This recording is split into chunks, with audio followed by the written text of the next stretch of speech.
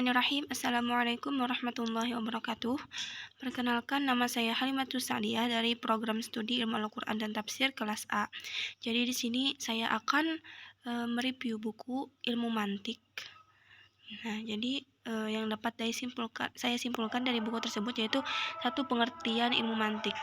Mantik atau logika merupakan ilmu kaidah berpikir yang dirintis pertama kali oleh Aristoteles dan mulai berkembang di dunia Islam pada masa Umayyah. Tidak diragukan lagi bahwa adanya pemikiran yang logis telah ada terlebih dahulu daripada ilmu logika sendiri, karena logika sebagai ilmu pasti mengambil sumber dan konsepnya dari bentuk pemikiran manusia yang logis. Karena sebab inilah, maka banyak sekali orang yang mampu berpikir secara logis dan sistematis, namun tidak menggunakan atau menguasai ilmu logika.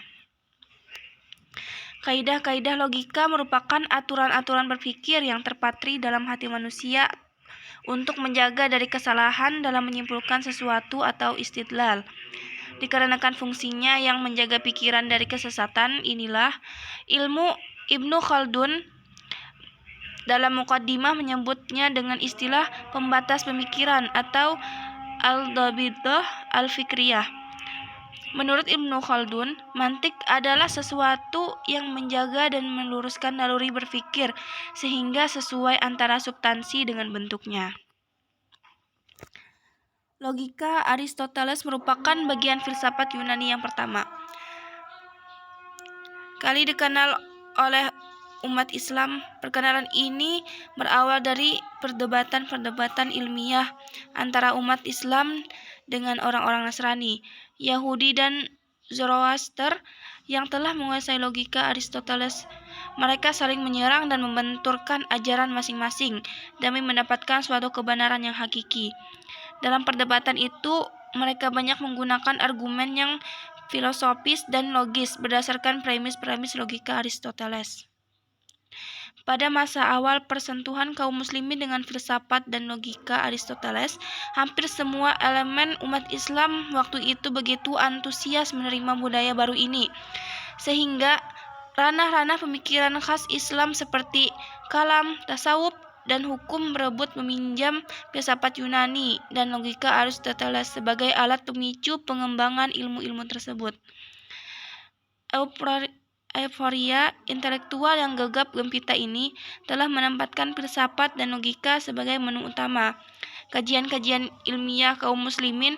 Pemikiran Aristoteles tentang logika teringkas dalam 6 karyanya yang terkenal dengan sebutan organon, yakni Kategoriae atau Categories, De Interpretiae atau On Interpretation, Analytica Priora atau Prior Analytic, Analytica Posterior atau Posterior Analytic, Topica atau Topic, The Sophistic Analysis atau On Sophistical Refutation. Secara garis besar, logika Aristoteles terdiri dari 3 unsur, yaitu konsep atau pengertian, atau bisa disebut dengan tasyawur, proposisi atau pernyataan, bisa disebut juga dengan kodiliyah, dan silogisme atau kias. Dasar-dasar logika Aristoteles.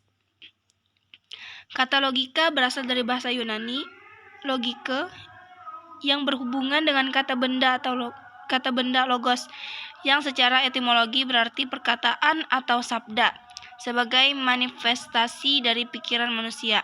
Istilah lain yang digunakan sebagai padanannya adalah mantik, yang diambil dari kata kerja Arab natoko, yang berarti berkata atau berucap. Adapun arti logika secara terminologi menurut George F. Kneller adalah penyelidikan tentang dasar-dasar dan metode-metode berpikir dengan benar.